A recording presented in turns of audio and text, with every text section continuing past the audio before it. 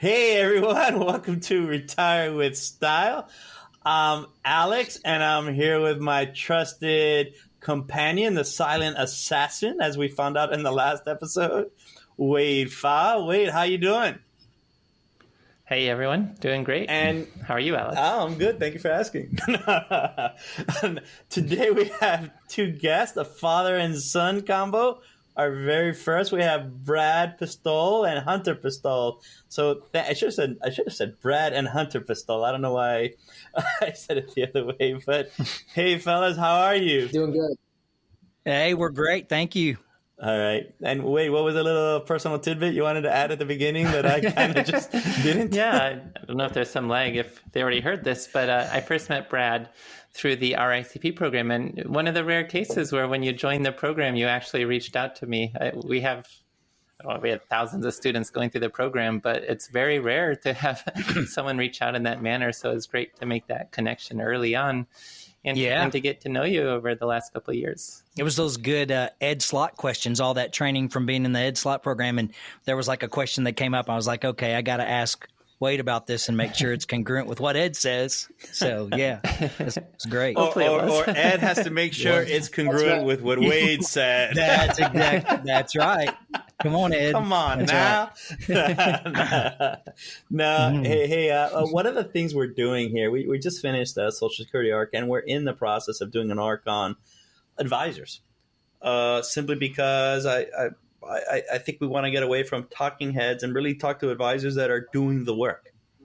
I think that's important for consumers to just realize that. And, we want to also fold into the RISA as well. How they utilize the RISA, and how can we not think of you both in that? But before we get into that, I noticed you have a metallic thing on your index finger that's not necessarily a ring. Pray tell, what happened, well, Brad? What happened? The reason people have to read my book, Bulletproof, is because in the book there are pictures of my brain tumor and the surgery. Oh, wow. And now I've broken an index finger. I've broken ankles. I've done a little bit of everything. But this was from this weekend, when I'm not playing advisor and retirement planning specialist guy. I'm at my farm piddling, and myself and a tractor had a little argument this weekend, and it got pinched in between two pieces of equipment. And I honestly thought I was going to look down and see my finger on the ground. And so I'm thankful it was just a broken tip. So, yeah. We're in some good feeling pain today, but it's all good. Hunter, I still got 9 fingers. Hunter, he's getting at that age where you're gonna have to be like, no, Pop. Listen, I tell him get down from the ladder, Pop. That's it. I tell him to stop getting on ladders. The guy's crazy. He'll just climb on ladders, climb on tractors. Ladders. Yeah. What is that joke? Yeah. It's a joke where a guy goes to the doctor and he points and he tells the doctor, my head hurt. He points at his head. My head hurts. My chest hurts, my arm hurts, my leg hurts, and the doctor says, let me see. He looks at his hand. He says, you have a broken finger. Broken. Yeah. Something like that. There's another one when your nose doesn't work, but that's something else. But all right. Well, tell us a little bit about yourself. This is it's a father-son thing. I thought it was, quite endearing. I think it's always cool. And you said there was another generation involved. So just give a little background about your firm. I think that's something that's interesting as we, build momentum here. So it's really interesting. My father was in the financial services industry for 52 years and had every license and designation under the sun. He was an IAR, but also had his life and health licenses. He worked for Blue Cross and Blue Shield and then Merrill Lynch, and then he worked for me the last 10 to 11 years of his career. And Dad passed away last August of 2022, but he also is responsible for having trained Hunter. Hunter's an IAR, and he's been through the ICP program also.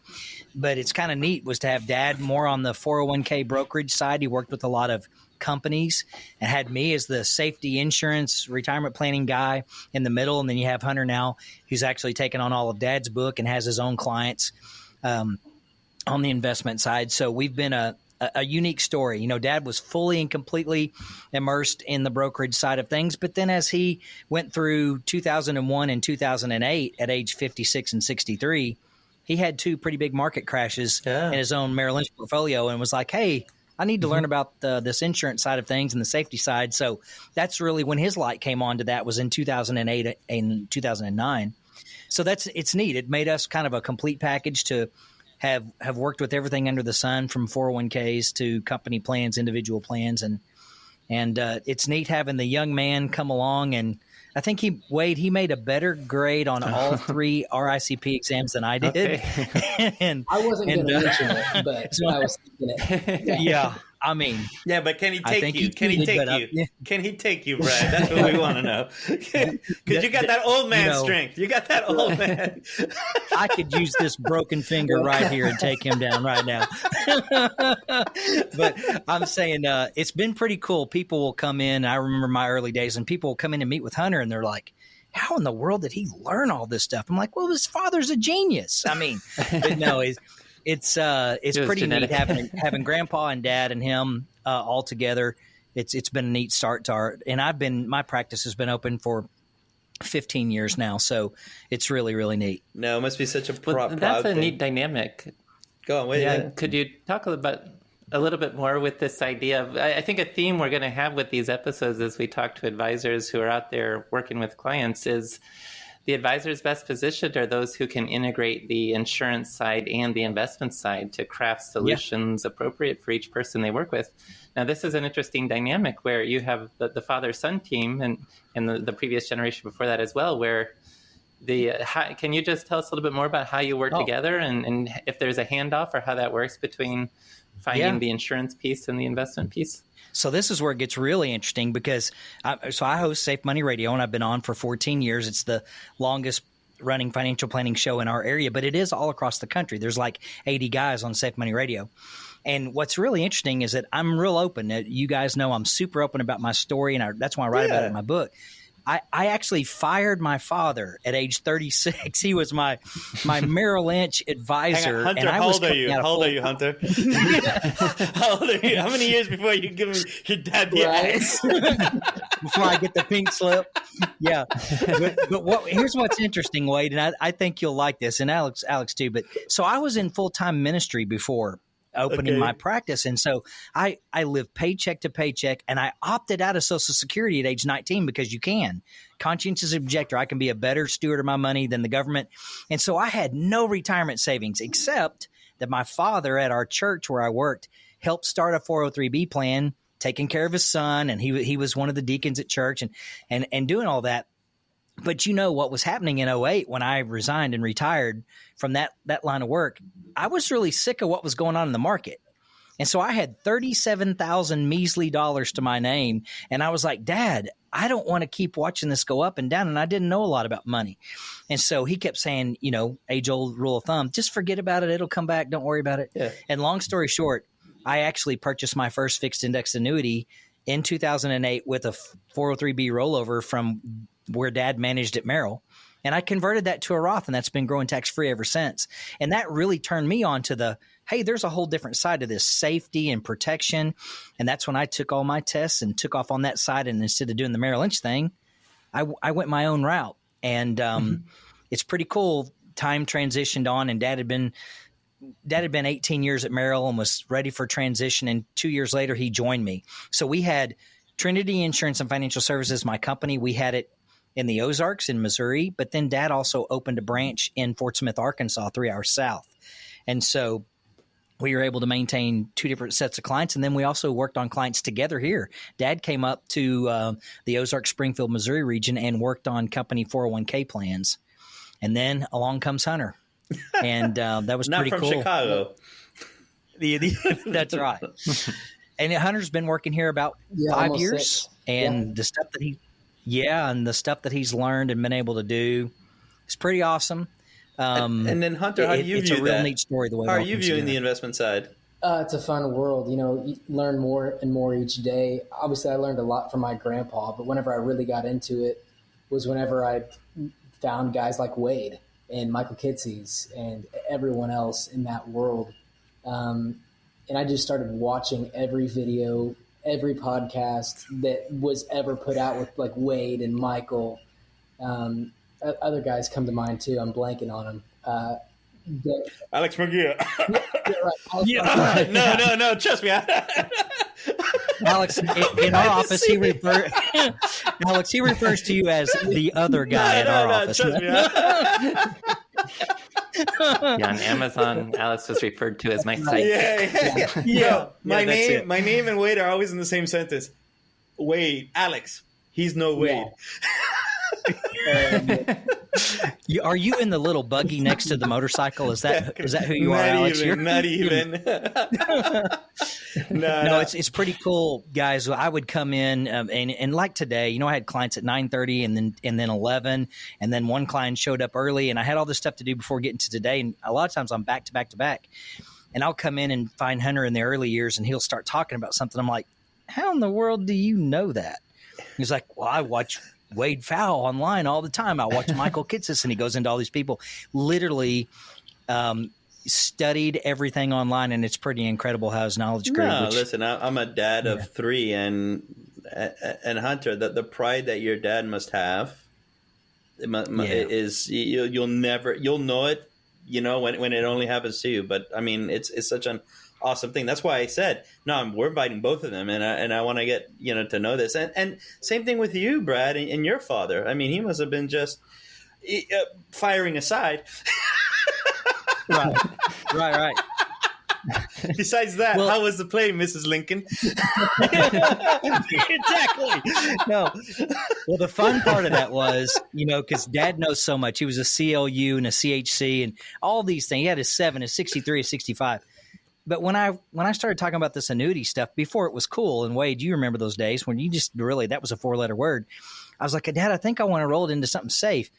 That really caught his attention because they didn't offer that in his world. That wasn't there. But when 2011 got here and he's like, I went through this at age 56 and at age 63, and I think I want to learn something from my son about that, which was kind of cool. Nice. This guy's got 40-something years experience at that time, and then he purchases 2 fixed index annuities, rolls his Merrill Lynch 401k over into it because it was the right time at that time to do that.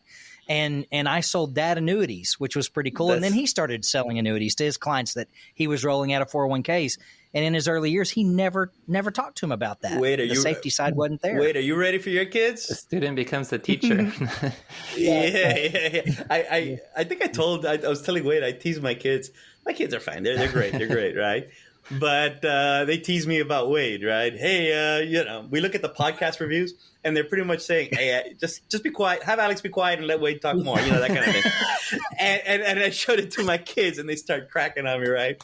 And so then I'm like, hey, Wade's son, I think he got an internship at SpaceX over at Texas as an 8th grader. What are you doing? Are you still working 3 hours on Valorant to get that special helmet on the video game? Well, Alex, you probably don't know this. I think I sent you a clip, but you're famous because we run commercials locally and all that sort of thing. And for whatever reason, it's probably your beautiful face. Yes, but when they did the edits, you're in the commercial like 3 times. Wade's in there too. Ed Slott's in there. But yeah, I'm like, man, they love Alex. He's in our commercials. I've got all a face the time, for radio, as they say.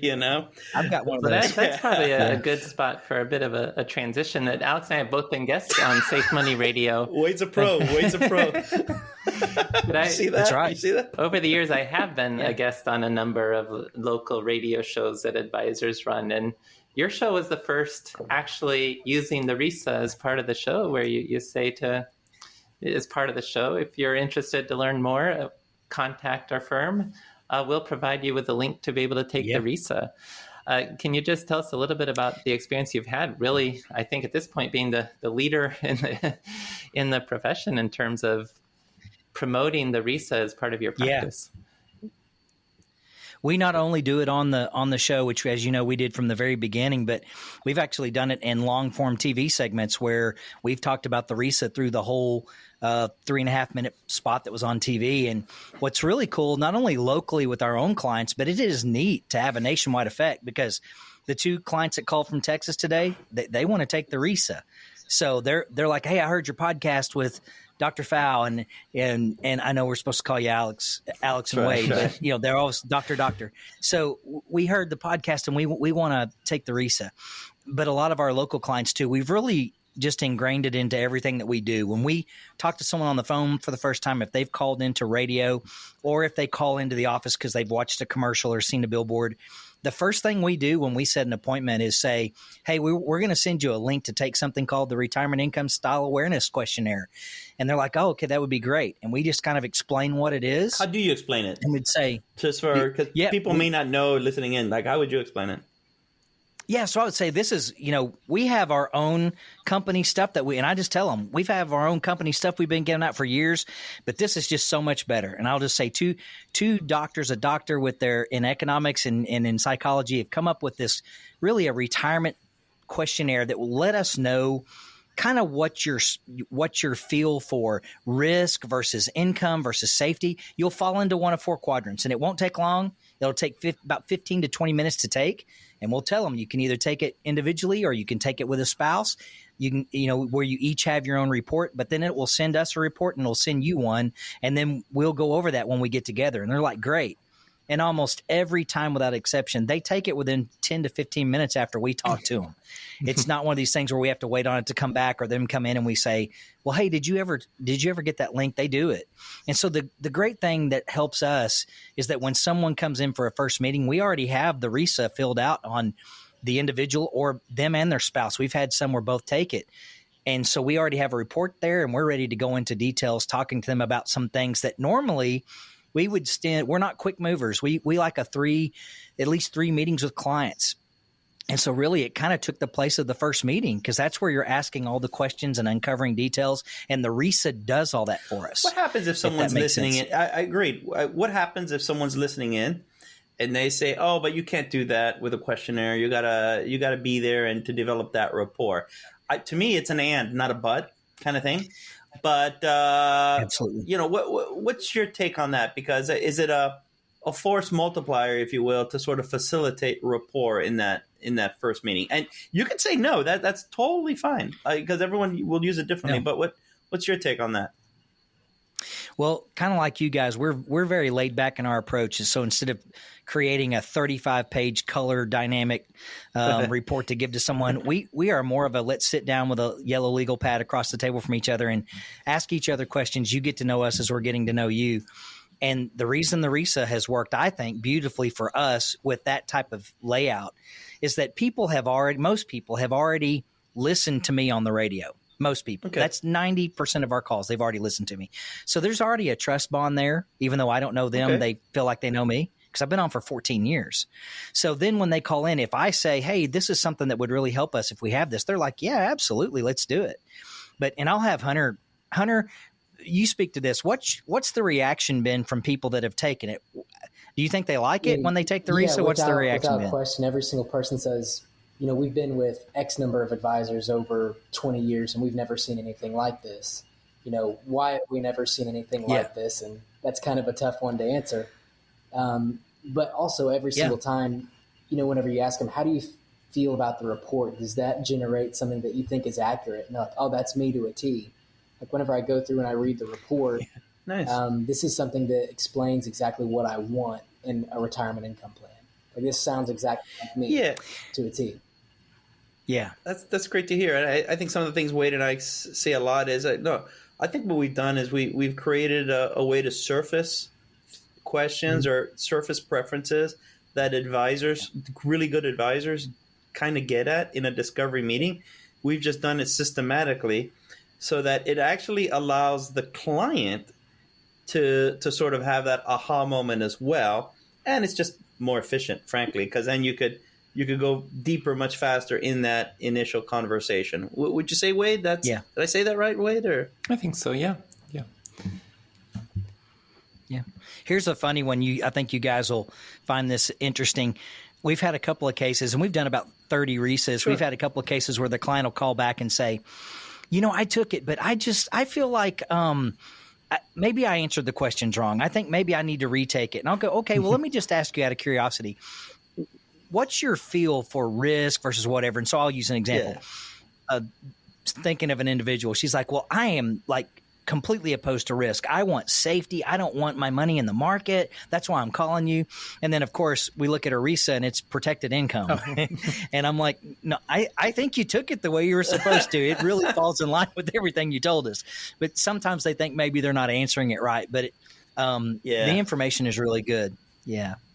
Yeah, and I have a question that relates to that. It's with your show, Safe Buddy Radio, you might just generally assume that the listenership for a show like that would tilt to safety first, so the safety first side as opposed to the probability based side. Yeah. But are you getting people who are listening to the show and doing the RISA and come out as total returns or risk wrap? But in particular, that'd be interesting to kind of see cases where total return listeners listening to a show that maybe is oriented more on the safety first side. We actually have had total return come back, time segmentation, 2 this week that were time segmentation, 2 that were risk wrap, and 1 that was time segmentation. And then we have had a lot of protected income. That has been probably 80% of our clients, because they do listen for that reason. But we have 20 and 30-year-olds that call in wanting my book. And so they're not, because on the show we offer a free consultation or read a copy of my book, or taking the RISA.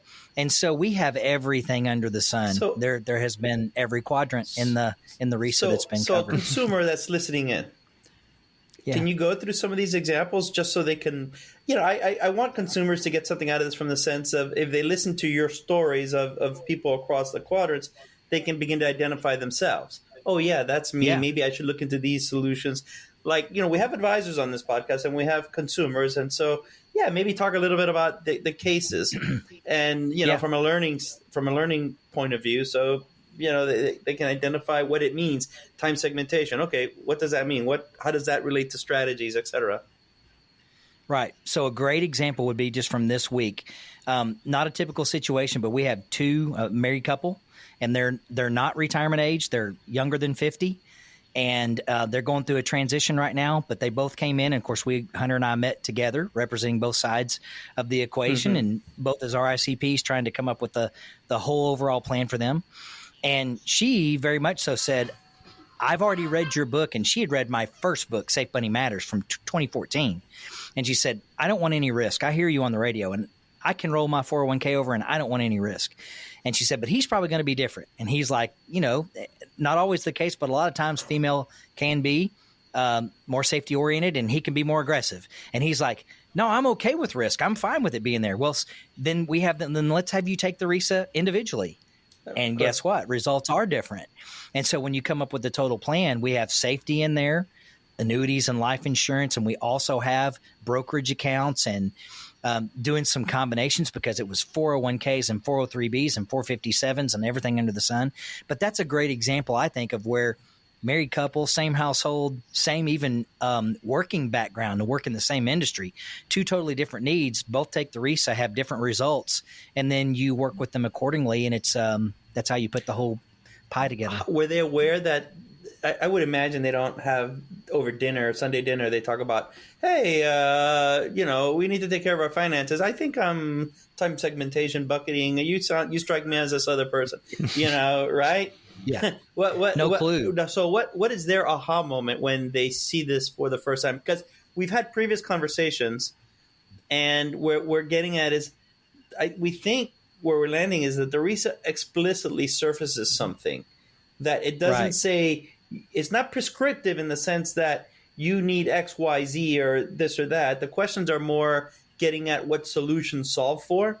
And if you repeatedly, have a reoccurring theme in what you want to solve for, then it becomes obvious, right? What the strategy should be.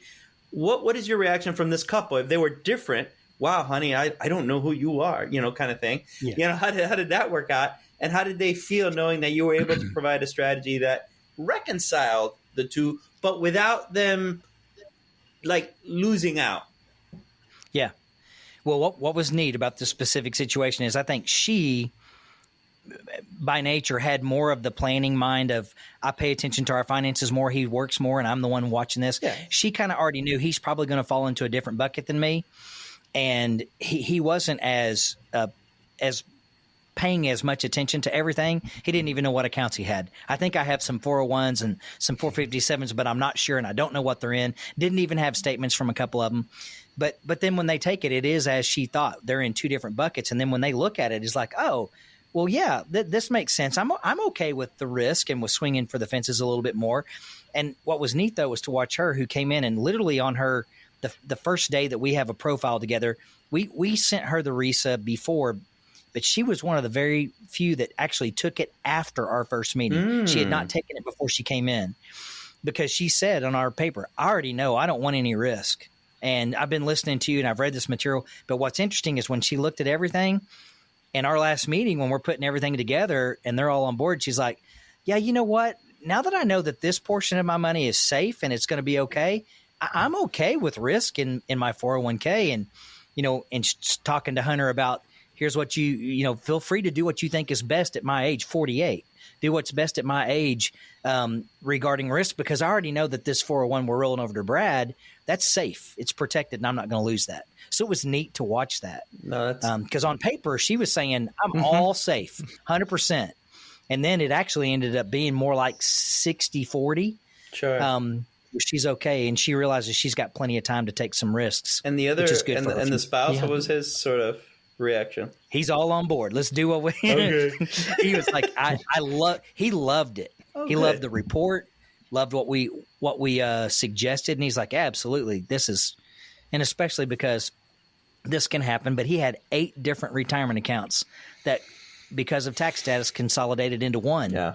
And if you take someone from 8 different accounts, which was all these different job changes, and you put them in one account, it just makes them more. You're able to, palatable. It's like, thank you for taking care of the nightmare we were in, just trying to find all of our statements and stuff. So, well, that's a great story about translating that academic idea of, once you have your basics covered, it's okay to go ahead and invest, and for people to feel that way. It's a great way to build that compromise when you do have a spouse who's income protection and a spouse who's total return.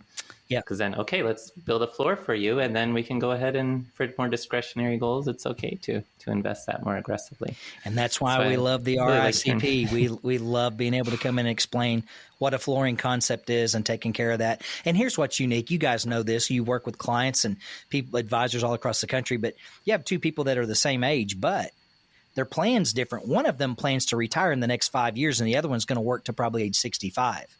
Well, the flooring approach and the safety approach is a lot more important to the one that's going to retire in the next 5 years. And that was her. She's going to retire sooner. So it was like, take care of the safety portion. And the RISA kind of helped point out that protected income part to her. And she's like, yep, that's what I want right there. But his mindset's more of, that's 10 to 12 years down the road for me. I'm okay with some more risk. So it was good. Okay. And if some of you have been hearing, the terms that we throw out, RISA and the like, and Brad, let me know how I do this part, because you're an expert, on your radio show. So I want, I smell a transition. I want a great critique here. Right? Let me ask you to just help us out and take us home on these things. But for those of you listening, Wade and myself will be doing a retirement income masterclass geared for advisors. For advisors that want to know what this is all about, the retirement income style awareness, the RISA. We're doing a masterclass where we're going to be talking about the RISA framework, and we're also going to be showing you how you can incorporate the RISA inside of your practice. And the date for that is July 10th and the 11th, and possibly more, Wade, because we'll probably throw in a couple more quote-unquote bonus sessions on how to help use that within your marketing program for your firm, as we've gotten tons of feedback from that. But this will be our 4th masterclass. It's been increasing in numbers all the time. I highly suggest you go to risaprofile.com/advisors with an S, advisors with an O. I'm sorry. Once you get on the site, risaprofile.com, click on the advisor portion and put your name on the wait list there, and we'll notify you when we're going to be starting to accept registrations on that. Yeah, maybe that's a C. So that's for go on, wait. That's for the advisors on July 10th and 11th from 12 to 2 Eastern time each day. And for you as well, Brad and Hunter. So I've spent a lovely night in you mentioned Fort Smith, Arkansas, the Residence Inn there. Yeah. I've not been to Springfield before, but I have been to Branson. My aunt lives there now. It's about, I think, 30 miles away. But could you just let us know a little bit more about, for the individual consumers who are listening to the show, if they like what they hear and they'd like to learn more, or listen even to the Safe Money Radio, because it is available as a podcast. But could you just tell us a little bit more about your firm and how people might be able to reach out to you if they so desire? Sure. Well, I will say, to piggyback on that a little bit, Springfield's a great place. So you got to come, and it truly is the most amazing aquarium in the world. Is in Springfield, Missouri. Took them 9 years to build at Bass Pro. So you got to come and go through. Take you 3 to 4 hours to go through, but you got to do it. So right here, in our specific area, I'm the only Safe Money Radio because it is zip code locked for about 200 miles, and I'm the only person that's ever had it in this area. I'm never giving it up. So it is all across the country. But because I have a brilliant young mastermind under me, Hunter, is like, Dad, you got to start podcasting your stuff. You're so old. And I didn't know anything about podcasts. Hunter, make sure that license is in as well for you, by the way. That's right. He started doing that for us back in like October, November. And so now we do, instead of just being on the radio 5 times a week, he podcasts all of our stuff. And we've started having guests on, like both of you and Ed Slott and Tom Hegna and Heather Schreiber and other people. So they can just go to YouTube and type in Safe Money Radio with Brad Pistole. They can always call us directly, 417-581-9222. We have an 800 number, 866-780-SAFE. That's 866-780-7233, and they can call us anytime. If they want a copy of my book, I give them away. Bulletproof, the Safe and Secure Retirement Income Plan. Ed Slott wrote the foreword to that book. And you get to see images of his brain. You do, because we talk about the tumor in your retirement accounts that's got to come out. You deal with it now, or you're going to deal with it when Uncle Sam says. So Ed and I talk about how to get rid of that tax tumor. It's funny because many people write in and they in the comments and they ask, "Wait, does Alex have a tumor?" That's the only excuse they can come up with. Well, so I was going to say at the beginning of the show, I love your podcast. If you could just keep Alex from talking. So no, it's what makes the show. You guys are great. But Hunter, tell them a little bit. Of course, my business is Trinity Insurance and Safe Money Radio, but honestly, I almost never say that because I'm known as the Safe Money Radio guy. But Hunter, because of all kinds of reasons, has to have his own company and business and licensing. So Hunter, tell them about you. Sure. So my LLC would be Invest Pistol LLC. It's just our investment management leg of our firm. We're still here in the same building together. So I've got, my phone number is 417-943-4155. We're still all here in the same building. Just kind of keeping the insurance and investments separate, so the eye in the sky is happy. One of those things, but still all here in the same building. And it's been really fun being able to, incorporate insurance and investments, those two worlds together, because I think reality is that for the vast majority of people, you need some sort of mixture of both. And I think. No, absolutely. 100%. You had said that, by the way, how did we do at the beginning? Did we introduce our stuff all right? Absolutely. All right. Yeah. Yeah, he did good. Wade, we have something to strive for. You see how smooth Brad is? His book, he got everything out of the way. I was going to say, the only thing I can critique you on when you gave yourself a C, just know it by heart. I don't ever have to look at a phone number or a script. I know it. When you were saying your phone numbers, you know what I thought to myself, Wade? I don't even know what my phone number is, like our official phone number. No, because we don't know. because years ago we used to have at the office, we just did it by extensions, right? And so I'm 108. I still remember that. I was 108, that kind of thing. Dean was 105, that kind of thing. And then you kind of move away from that because then you had Zoom and then Teams. And then Teams, you just click on a button. And so then after a while, you literally forget your phone number. And then it's to the point that no one really calls. Or if they call, it's kind of a spam thing. Yeah. So I don't know my phone number. I would have to look it up right now. But I digress. Don't worry. Write it in the comments, everyone. Here's a funny note for you, because I know you were joking about Wade having this come up with his brilliant son, SpaceX. In our story, my father managed my 403B, my 401k, and now my son does.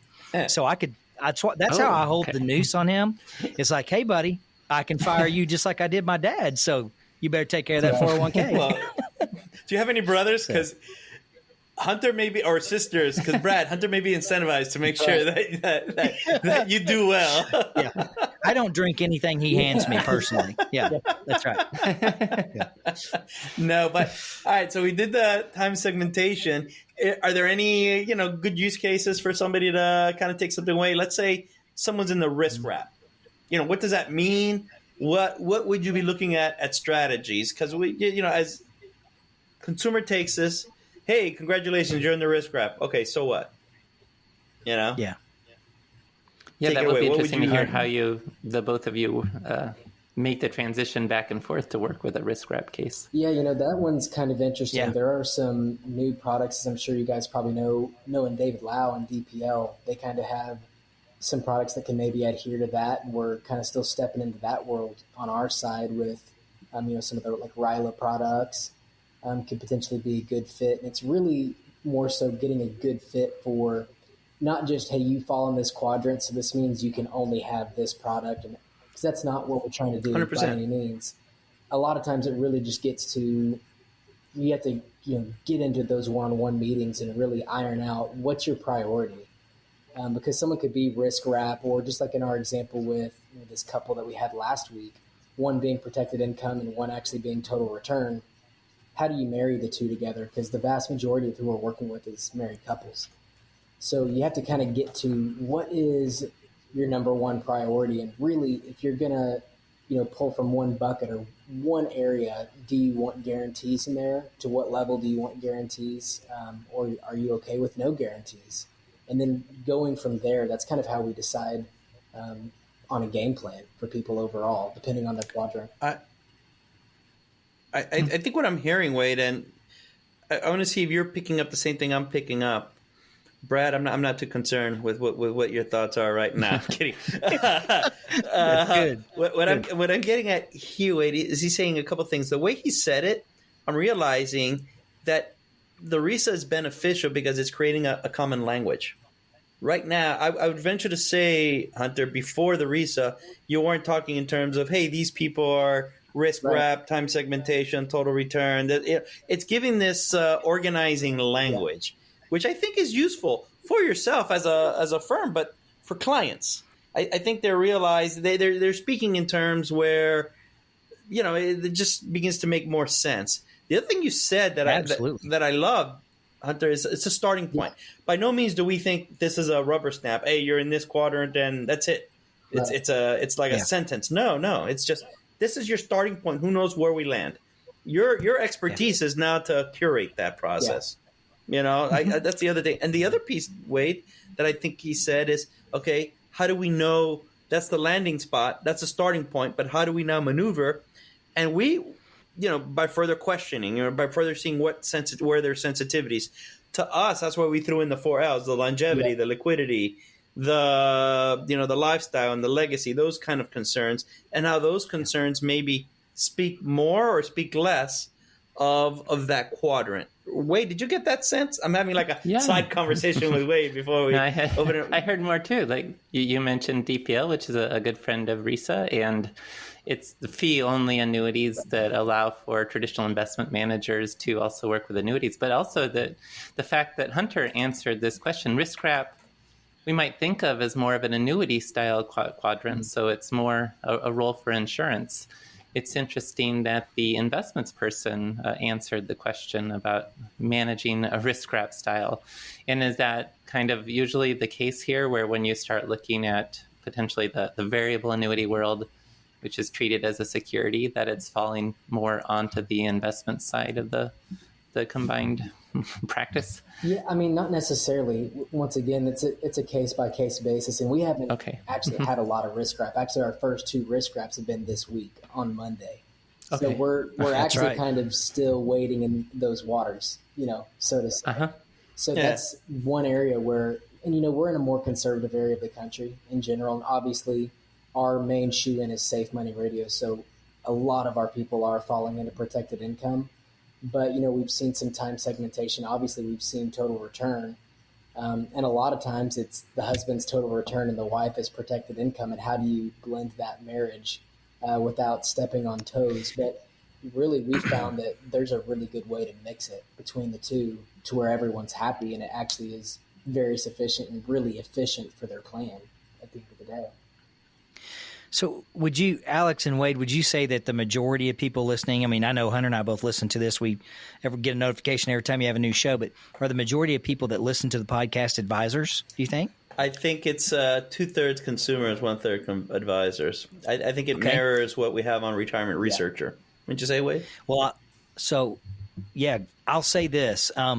There's a saying, and not just this industry, but any industry, nothing's original. Everything's borrowed or stolen, right? Yeah. I'm constantly quoting Ed Slott. I'm quoting Wade. I'm sorry, Alex. I'm always I'm quoting all these people. So I knew it was you stolen. all along. but here's what we do. So someone can steal this advisor, consumer, whatever. Here's what we do with our clients. The neat thing about where the RISA came into play is that for years, because it's in my books, and I've realized today that I talk with my left hand, so the broken finger's been out all day today. There are 4 main purposes for money that we talk about. Number 1 is safety. Number 2 is growth. Number 3 is income in the future. And number 4 is legacy planning. So if we have a husband and wife together, then we will say, we want your number 1 and number 2 answer. What jumps out at you as your main concern with this pot of money? It may be, and if they come in like the last couple and there were 15 different buckets of money, then we've got a lot of different purposes. But think about if you're here just talking to us about your 401k, is it safety? Is it growth? Is it income? Or is it estate planning? And they'll tell us number 1 and number 2, but we want them both to answer. So much of the time she'll say it's safety and income in the future when I need it. And he'll say it's growth and estate planning or whatever. Then we have to figure out a way to marry it. And what's interesting is the RISA has already, because they've taken it, it will normally fall in line with their purposes. And then it really helps us explain that. So it's kind of a beautiful thing. And as I mentioned earlier to Hunter, how is the language? Does it give them a lingua franca, if you will, I mean, as far as to speak about things? Do you find them talking to you and, I didn't realize I was a risk grab, even though they may not know what that means at first, after a while, they can begin to identify with certain constructs. Do you find that from an educational standpoint that they're kind of learning, that they're seeing, okay. And where I'm going with this ultimately was a conversation we had, Wade, where, oh my God, don't mention the word annuity, don't mention it. Don't start like that, that kind of stuff and whatever, right? That by bringing it up in this manner and by bringing it up via solutions as opposed to products, does that help just with presenting solution sets? Yeah, it definitely does. I think it kind of puts us in the driver's seat once we get the results back. Because like I've said, everyone that we've talked through the results with have said, once I've read the report myself, this explains me pretty well. Like, this is where my heart is. This is what I'm comfortable with. But just because I fall into protected income or risk wrap, I don't necessarily know exactly what that means. But from reading this report, I have a pretty good sense of what this is, and I'm comfortable with it. But that doesn't tell me where my money needs to go. So that's where you need to come in, Hunter or Brad, and so now that I've fallen into this category, what are some options out there? And it doesn't need to just be a one-trick pony just because, they fall into one category. It's let's look at the mixture of, all these solutions out here. And that's kind of where once we get their quadrant, we decide to put our brains together and we kind of create the plan from there. But it really helps the client be more comfortable with being open to all solutions once they kind of get through the RISA. Like I said, I feel like it just puts us in the driver's seat, and the client just seems to be a lot more confident in what they're about to hear once they read that first general report, because they have a good idea that this is going to fit me pretty well. I just need to hear what the experts that we're here to see have to say about it. Right? Yeah. And I'll say one thing real quick. This has been what's interesting, and you'll probably love this. I don't know if anyone said this to you, but what's interesting is when someone comes in and we tell them about the RISA, and they'll say, well, I can already tell you, like, I'm fine with risk. I'm okay with when the market goes up and down, and that's okay. The 01 didn't bother me. 08 didn't bother me. It's going to come back. And then they take the RISA and their protected income. and you kind of walk through what that means. And they're like, what does this mean? I go, well, have you? And then when you start asking them questions, they realize, yeah, now that I'm getting a little bit closer to retirement, I really don't want that.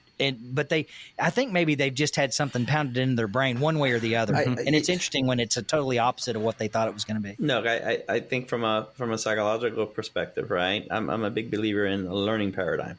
That's just a fancy way of saying antecedent behavior consequence, right? And the insurance folks, from a retirement income standpoint, the insurance folks have lost the marketing game, or they're losing the marketing game, right?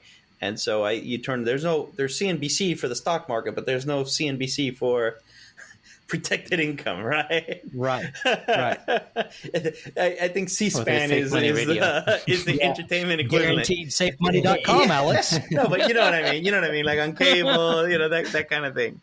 24/7, right? And so if people are exposed to this over and over and over, I think it's very hard to think, 20 minutes here or there is going to change their mind completely. And so they almost need to change their gestalt with how they're looking at this problem.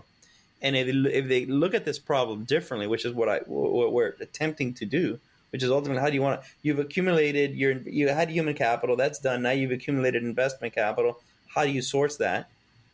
Yeah. If you view it like that and forget about the investing game, then I think it opens themselves up to being more amenable to just strategies. And if they really put their hand over their heart, they realize, listen, I think I said it before, what you choose for a living is very similar than how you choose to source retirement income. You can choose a job that's very safe, has a pension, or you can choose what you did, what you're doing, right? More entrepreneurial, different vibe altogether.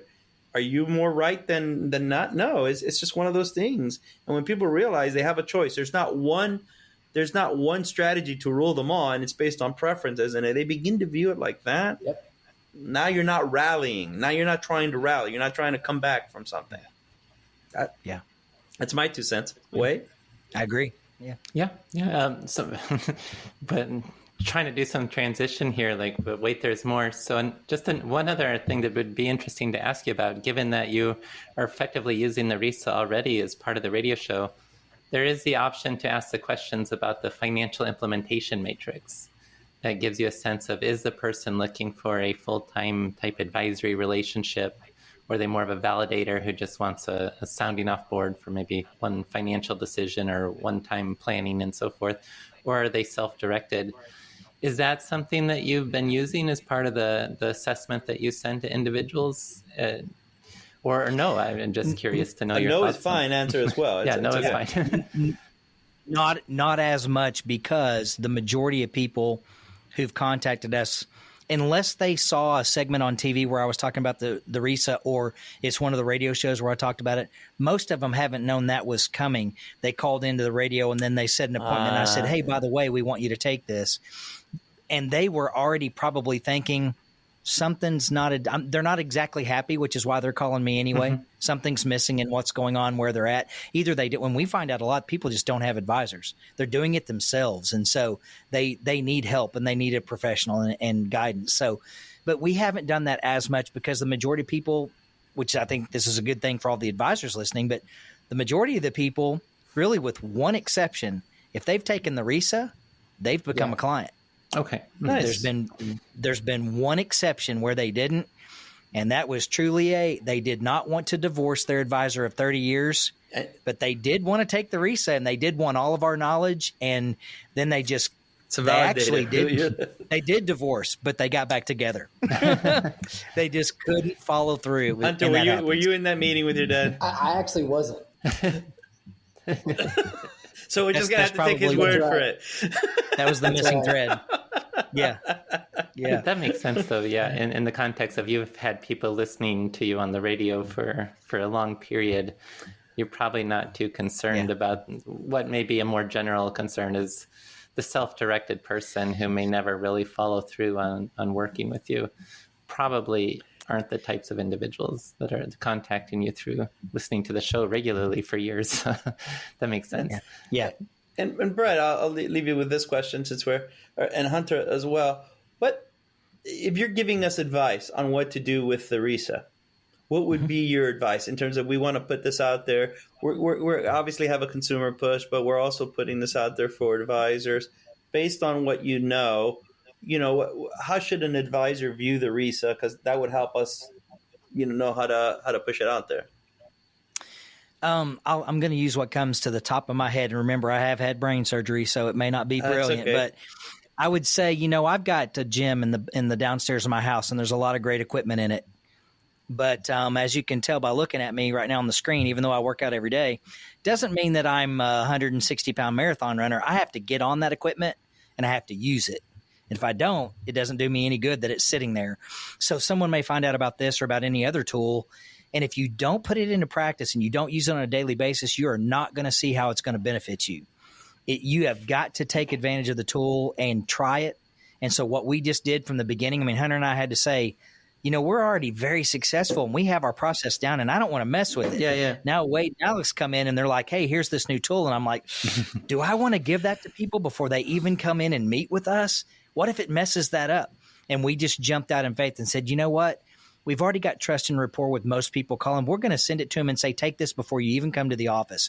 And it has been great. But we had to try that. We had to take that risk. So I would say to anyone listening that you have to give it a try. You have to trust in it from people that, I'm on the annuity side, I'm the safety guy. I've written $200+ million in the annuity business. I'm not brand new. I've done a lot of it, and I've written a ton of life insurance. So from someone that's produced a lot, it works. This is a great tool that will come alongside what it is that you're doing. And if you don't have a process, it may really enhance it.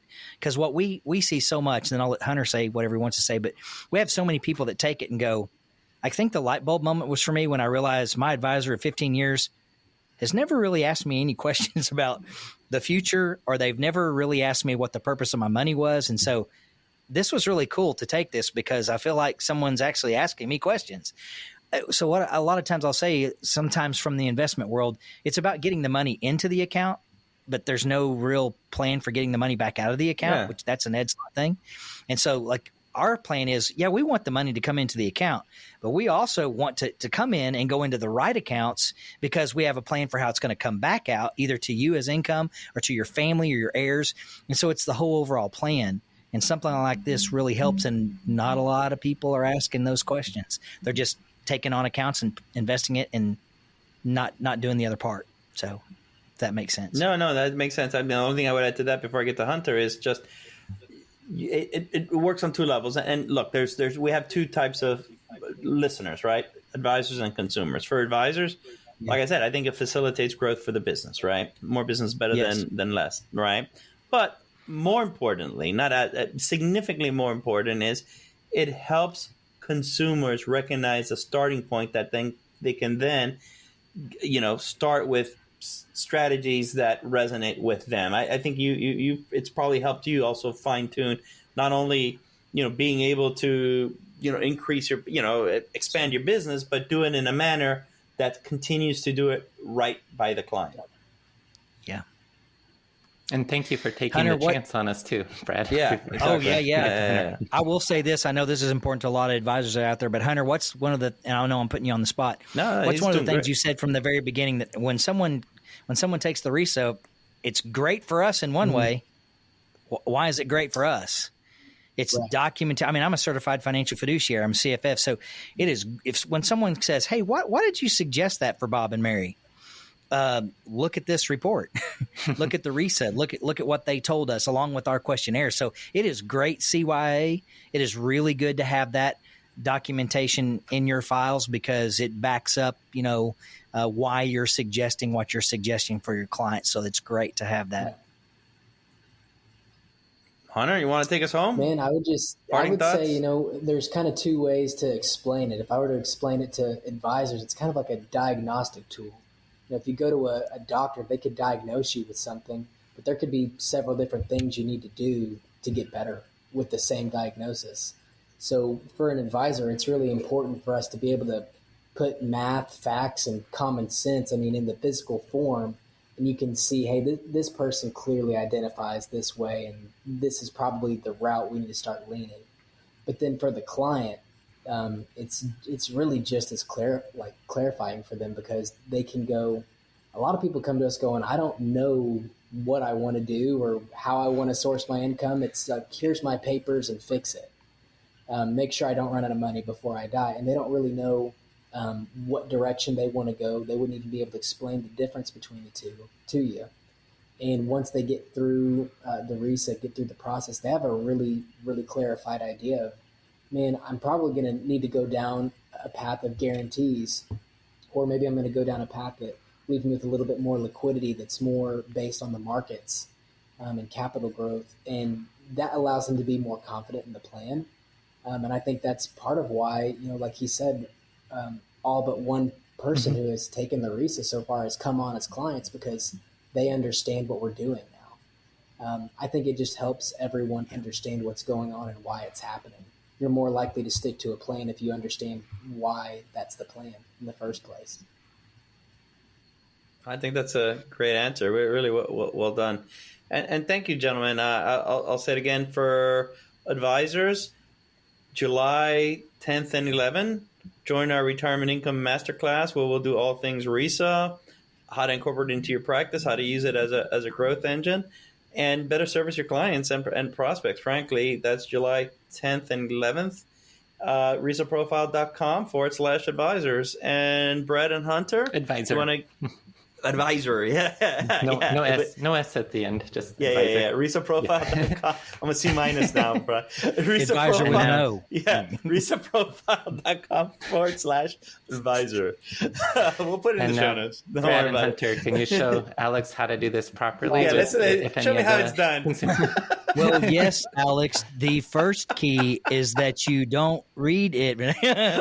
So, yeah, just have it in your heart. And if you need more information, we know where to go. We log into the RISA profile every single day, and one of the things that's really cool is as soon as someone logs in to take it, you get an email, so hey, the client I sent it to, they've logged in to start it, and the second that it's done, you get the email letting you know it's done. So we love that. So and how can they find out more about you one more time? Why don't you take us home with that, and we'll say our goodbyes.